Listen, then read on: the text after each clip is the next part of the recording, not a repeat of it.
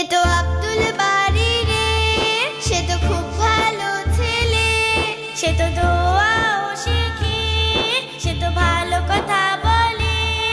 এসো শিখি আব্দুল বারীর সাথে। দেখো আপু, আমি কিভাবে জোরে ঘুরিয়ে মারি। তাই নাকি? কিন্তু তুমি তো সবসময় আউট হয়ে যাও। যখন খেলবো তখন দেখা যাবে, তুমি তো সবসময় আমাকে খেপাতেই থাকো। আব্দুল বারী, এখন চলো মিলেমিশে খেলি। ঠিক আছে ঠিক আছে।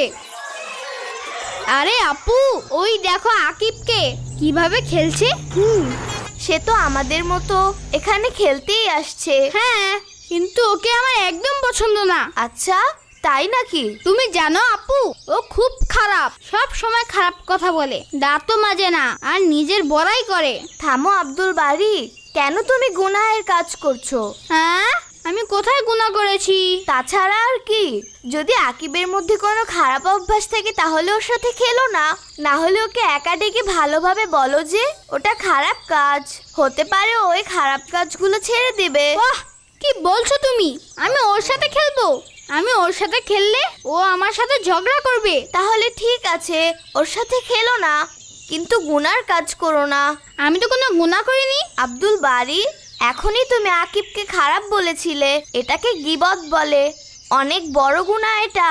গীবত? হ্যাঁ আব্দুল বারী, যখন ও আমাদের সামনে নেই আর আমরা ওকে খারাপ বলবো তখন এটা গীবত। আপু থামো, প্রথমে আমাকে গীবতের অর্থ বলো। গীবত হলো যখন কারো পিছনে বা তার অনুপস্থিতিতে খারাপ বলা। আর তুমি কি জানো আল্লাহ সুবহানাহু ওয়া তাআলা কুরআনে এটাকে হারাম করেছেন। কুরআনে? হ্যাঁ, আল্লাহ সুবহানাহু ওয়া তাআলা বলেন, গীবতকারী নিজের মৃত ভাইয়ের গোশত খায়।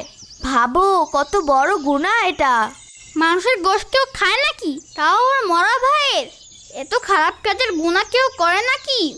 এখন তুমিই ভাবো, যে গীবত করেছে সে এটাই করেছে, এজন্য অন্যকে দোষারোপ করা থেকে বিরত থাকো। আর তুমি জানো, যে কারোর দোষ থাকবে আল্লাহ তাআলা আখিরাতে তার দোষের হিসাব ঢেকে রাখবেন। আমি এত খারাপ আর গুনার কাজ আর করব না। তুমি জানো আপু, গীবত করা নিজের মরা ভাইয়ের গোশত খাওয়া সমান। এটাকে কেউ পছন্দ করবে না। একদম ঠিক বুঝেছো আব্দুল বারী। আমি এখন বুঝেছি নাকি? এ তো আমি আগের থেকেই জানতাম। হ্যাঁ হ্যাঁ, তোমার তো সব কথা প্রথম থেকে জানাই থাকে।